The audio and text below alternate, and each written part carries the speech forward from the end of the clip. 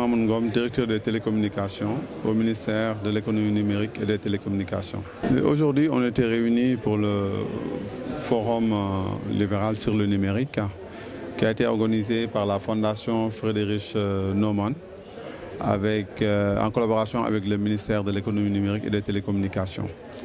Au-delà de la cérémonie d'ouverture où on a vu la participation de Madame le ministre Ndeye Tické Ndiaye Diop, nous étions à un panel sur le e-government. Et au niveau de ce panel, il y avait différents participants qui sont revenus non seulement sur la stratégie Sénégal numérique 2025 par rapport à la politique de l'État sur le e-government, par rapport aux attentes du secteur privé et des citoyens, par rapport à toutes les démarches administratives qui peuvent être dématérialisées au niveau de l'État. On a parlé aussi de culture numérique et d'identité numérique et bien sûr de confiance numérique. Parce que avant toute utilisation, il faut que le citoyen ait confiance à l'outil qu'il utilise.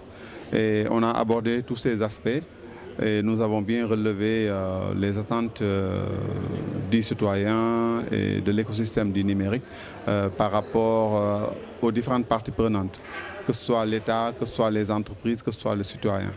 Donc c'était un panel assez riche où nous avons abordé tous ces aspects avec les différents intervenants. Oui, justement, relativement à la stratégie Sénégal numérique 2025, il y avait le prérequis 2 qui était très important, qui concerne la confiance numérique et la sécurité. Et relativement à ça, il y a un certain nombre d'initiatives qui ont été prises au niveau du gouvernement avec l'ensemble de l'écosystème.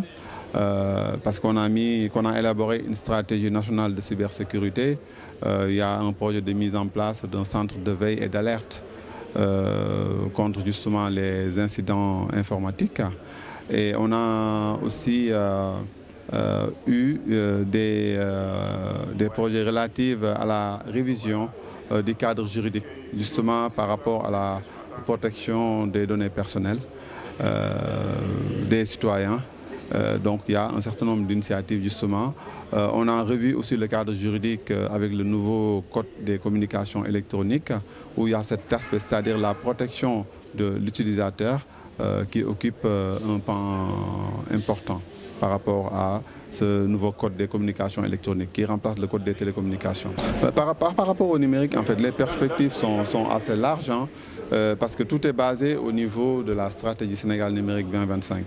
Il y a un certain nombre de réformes qui ont été initiées, un certain nombre de projets. Aujourd'hui, le Sénégal a un plan national haut et très haut débit. On a actualisé le service universel aussi pour qu'on puisse avoir un aménagement numérique du territoire, c'est-à-dire que les infrastructures puissent aller auprès des citoyens. Au niveau du territoire national. Bien sûr, avec le développement des services aussi, il y a un ensemble, comme j'ai dit tout à l'heure, c'est un écosystème et chaque partie prenante a un rôle à jouer. Aujourd'hui, les opérateurs de télécommunications dotent les populations de services 4G, 4G plus même. Au-delà de ça, il y a un certain nombre de services, par exemple services financiers par rapport à l'utilisation de l'argent mobile au niveau des transferts. Il y a aussi au niveau des démarches administratives un certain nombre de procédures qui sont dématérialisées. Donc il y a un ensemble d'actions faites aujourd'hui dans le cadre de la mise en œuvre de la stratégie Sénégal numérique 2025.